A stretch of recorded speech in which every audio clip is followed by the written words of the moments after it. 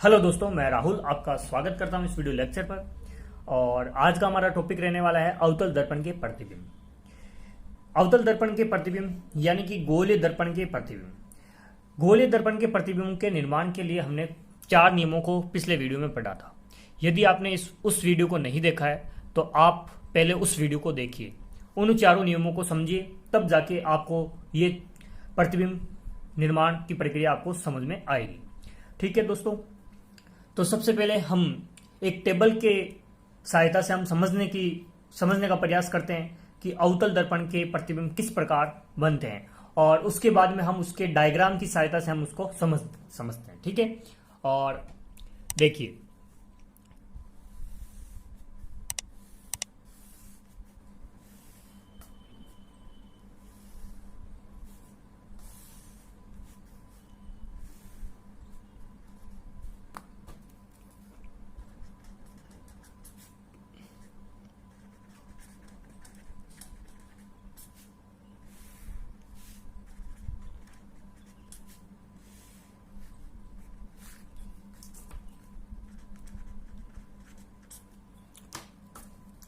दोस्तों, पहली हमारी स्थिति होगी वस्तु कहां पे रखी हुई हो, अनंत पर रखी हुई हो।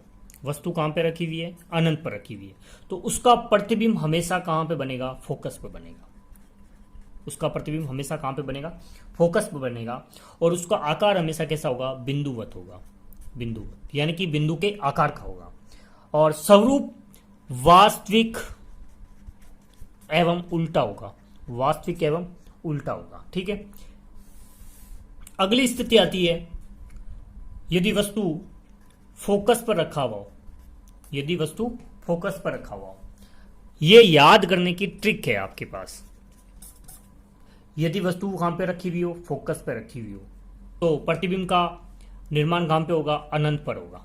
प्रतिबिंब कहां पे बनेगा, अनंत पर बनेगा। आकार कैसा होगा, बहुत बड़ा होगा। बहुत बड़ा होगा। और स्वरूप कैसा होगा, वास्तविक एवं उल्टा होगा।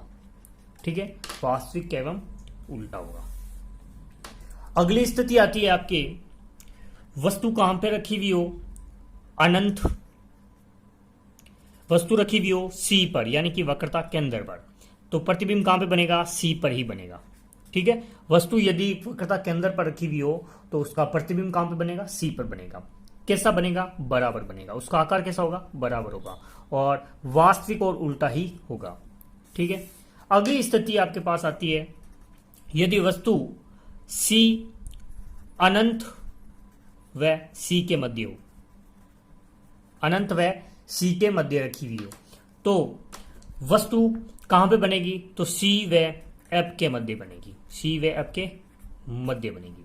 सी व एफ के मध्य बनेगी। और वस्तु से आकार कैसा होगा, वस्तु से छोटा। वस्तु से छोटा होगा। और स्वरूप कैसा होगा, वास्तविक और उल्टा होगा। ठीक है, और अगली स्थिति आती है आपके पास यदि वस्तु कहां पे रखी हुई हो, सी व एफ के मध्य। सी व एफ के मध्य, तो वस्तु का प्रतिबिंब कहां पे बनेगा, अनंत व सी के मध्य। अनंत व सी के मध्य, या हम कह सकते हैं सी से परे।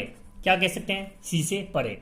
और आकार कैसा होगा, सी व एफ के मध्य रखी हुई वस्तु कहां पे बनेगी, अनंत पर बनेगी। और वस्तु से कैसा होगा, बड़ा होगा। वस्तु से बड़ा। स्वरूप कैसा होगा, सेम ही होगा, वास्तविक और उल्टा। इस टेबल की सहायता से आपको समझ में आएगा कि अनंत पर रखी हुई वस्तु, ये दोनों और ये दोनों, इन दोनों को एक साथ याद करो आप, तो अपने आप आपको याद आ जाएगा। देखो, अनंत पर रखी हुई वस्तु का प्रतिबिंब कहां पे बनेगा, फोकस पर बनेगा। अनंत पर रखी हुई वस्तु का प्रतिबिंब कहां पे बनेगा, फोकस पर बनेगा, बिंदुवत बनेगा। और वास्तविक और उल्टा बनने वाला है। ठीक है, फोकस पर बनने वाला प्रतिबिंब कहां पे बनेगा, अनंत पर बनेगा और बहुत बड़ा होगा। और वास्तविक और उल्टा होगा। सी से सी पर बनना, सी पर रखी हुई वस्तु का प्रतिबिंब सी पर बनता है और बराबर होता है। और वास्तविक और उल्टा होता है। और अनंत व सी के मध्य रखी हुई वस्तु का प्रतिबिंब सी व एफ के मध्य बनता है, वस्तु से छोटा होता है और वास्तविक और उल्टा होता है। ठीक है, 5वें नंबर है सी व एफ के मध्य। अनंत व सी के मध्य बनेगा, या फिर बोल सकते हैं सी से परे। सी से परे, वस्तु से बड़ा बनेगा, वस्तु से बड़ा होगा और वास्तविक और उल्टा होगा। ठीक है। इन 5 स्थितियों में वस्तु का स्वरूप कैसा है, वास्तविक और उल्टा है। ठीक है। अब छठी स्थिति आती है, उसको हम थोड़ा सा अलग तरीके से पढ़ेंगे, तो वीडियो के साथ बने रहिए। अब हम विस्तार से हम इसको देखते हैं। पहली स्थिति हमने देखा, अनंत पर कोई वस्तु रखी हुई है, अनंत पर कोई वस्तु रखी हुई है, तो उसका प्रतिबिंब कहां पे बन रहा था, फोकस पर बन रहा था। कहां पे बन रहा था, फोकस पर। कैसा था, बिंदुवत था। कैसा था, बिंदुवत था। और स्वरूप कैसा था, वास्तविक एवं उल्टा था। वास्तविक एवं उल्टा। तो इसको एक डायग्राम से समझते हैं। तो ये आपका अवतल दर्पण हो गया, ये मुख्य अक्ष हो गया, और अनंत पर कोई वस्तु रखी हुई है। मान लो अनंत पर रखी हुई है, तो उस अनंत से आने वाले प्रकाश की किरण, तो इसमें वो 4 नियम लगने वाले हैं। तो इन चारों नियमों को आपको जानने के लिए वो वीडियो देखना पड़ेगा, जो आपको आई बटन में मिल जाएगा। ठीक है। तो अनंत से कोई प्रकाश की किरण आ रही है, तो अनंत से प्रकाश की किरण मुख्य अक्ष के समांतर प्रकाश की किरण आ रही है, तो मुख्य अक्ष के समांतर कोई प्रकाश की किरण आपतित होती है, तो परावर्तक तल से टकराने के बाद में वो सदैव कहां से गुजरेगी, मुख्य फोकस से गुजरेगी। इसी प्रकार से यहां पर भी कोई मुख्य अक्ष के समांतर प्रकाश की किरण है, ये भी कहां से गुजरेगी, मुख्य अक्ष से, मुख्य फोकस से गुजरेगी। ठीक है। तो इसका फोकस बिंदु पर क्या बन रहा है, प्रतिबिंब बन रहा है। कैसा बन रहा है, बिंदुवत बन रहा है। और स्वरूप कैसा है, वास्तविक और उल्टा है। ठीक है। अब दूसरी स्थिति देखेंगे। यदि वस्तु अनंत व सी के मध्य रखी हुई हो, अनंत व सी के मध्य, अनंत व सी के मध्य रखी हुई हो, तो वस्तु हमेशा सी व एफ के मध्य बनेगी। प्रतिबिंब हमेशा कहां पे बनेगा, सी व एफ के मध्य। और वस्तु से कैसा होगा, छोटा होगा, वस्तु से छोटा। और स्वरूप कैसा होगा, वास्तविक होगा और उल्टा होगा। ठीक है। अब देखो, ये आपका एफ बिंदु हो गया, ये आपका सी बिंदु हो गया, और ये अनंत हो गया, और यहां पे कोई वस्तु रखी हुई है, यहां पे कोई वस्तु रखी हुई है। तो वस्तु के मुख्य अक्ष के समांतर कोई प्रकाश की किरण चल रही है, और वो कहां से गुजरेगी, तो मुख्य फोकस से गुजरने वाली है, मुख्य फोकस से गुजरने वाली है। और दूसरा नियम हमने पढ़ा था, मुख्य फोकस से गुजरने वाली प्रकाश की किरण सदैव मुख्य अक्ष के क्या हो जाती है, समांतर हो जाती है। ठीक है। तो ये दोनों का प्रतिच्छेद बिंदु कहां पे, यहां है, तो इसका मतलब सी व एफ के मध्य इसका क्या हो रहा है, प्रतिबिंब बन रहा है। वस्तु से छोटा बन रहा है, और उल्टा बन रहा है, और वास्तविक बन रहा है। ठीक है। हमने ये 2 स्थितियां जान ली। अगली तीसरी स्थिति है, वस्तु सी पर हो। वस्तु कहां पे हो, सी पर हो। तो वस्तु सी पर होती है, तो प्रतिबिंब भी सी पर बनता है। ठीक है। और आकार कैसा होता है, बराबर होता है। आकार कैसा होता है, बराबर होता है। और स्वरूप कैसा होता है, वास्तविक और उल्टा होता है। ठीक है। अब इसको एक डायग्राम से समझते हैं। ये आपका एफ बिंदु हो गया, ये सी बिंदु हो गया। ठीक है। सी पर कोई वस्तु रखी हुई है, सी पर कोई वस्तु रखी हुई है, तो इससे मुख्य अक्ष के समांतर कोई प्रकाश की किरण चलेगी, और वो कहां से गुजरेगी, तो फोकस से गुजरेगी, मैंने गुजरा। और मुख्य अक्ष जो बिंदु मुख्य फोकस है, उससे गुजरने वाली प्रकाश की किरण कहां से गुजरती है, तो आपको पता है,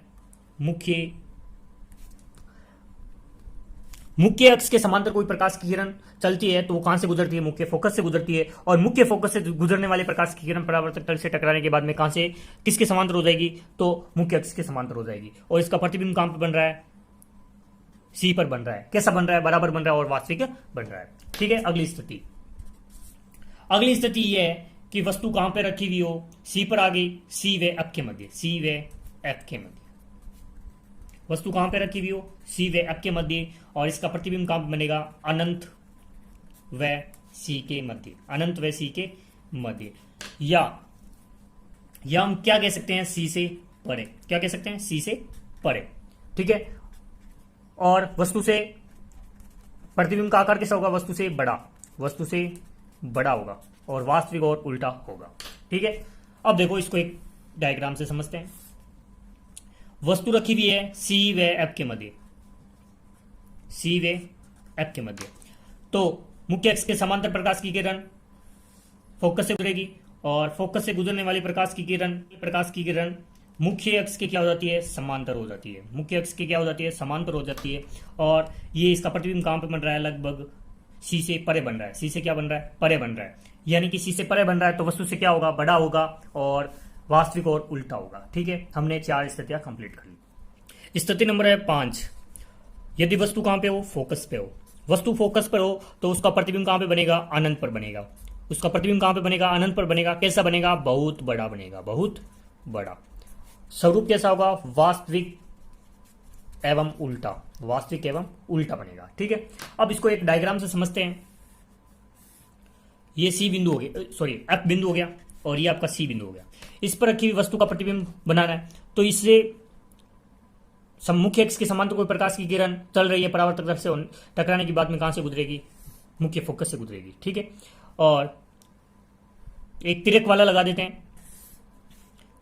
ठीक है, ये दोनों प्रकाश की किरणें कभी भी नहीं मिलेगी। इसका मतलब है इसका प्रतिबिंब कहां पे बनेगा, अनंत पर बनेगा। कहां पे बनेगा, अनंत पर बनेगा। ठीक है, और एक इसके अंदर हम एक और नियम लगा सकते हैं। वक्रता केंद्र से गुजरने वाली प्रकाश की किरण मुख्य परावर्तक तल से टकराने के बाद में क्या हो जाएगी, वापस उसी दिशा में सी बिंदु से होकर गुजर जाएगी। तो ये तीनों रेखाएं एक दूसरे को कभी भी प्रतिच्छेद नहीं करेगी और अनंत पर करेगी, तो अनंत पर ही इसका प्रतिबिंब बनने वाला है। ठीक है, तो ये 5 स्थितियां थी। अब हम देखेंगे हमारी स्थिति नंबर 6 नंबर स्थिति, यदि एफ व ध्रुव के मध्य, एफ व ध्रुव के मध्य, तो उसका प्रतिबिंब कहां पर बनेगा, तो दर्पण के पीछे बनने वाला है। दर्पण के पीछे, दर्पण के पीछे बनेगा। और कैसा बनेगा, बहुत बड़ा, बहुत बड़ा, और आभासी होगा और सीधा होगा, आभासी और सीधा होगा। इसको समझते हैं। ये एफ हो गया और ये पी हो गया।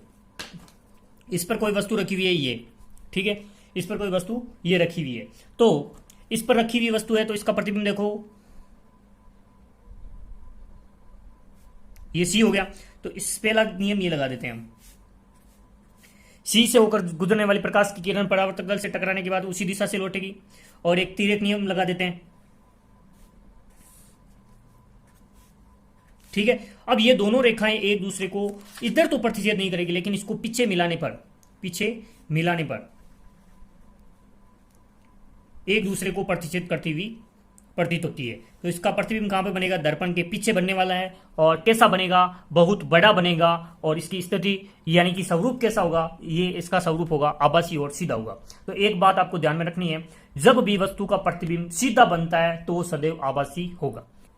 वीडियो अच्छा लगा है तो प्लीज इस वीडियो को लाइक कीजिए, अपने दोस्तों के साथ शेयर कीजिए, और जिसने अभी तक इस चैनल को सब्सक्राइब नहीं किया है वो प्लीज इस चैनल को सब्सक्राइब करके हमें मोटिवेट जरूर कीजिए। धन्यवाद दोस्तों, आज के लिए बस इतना ही।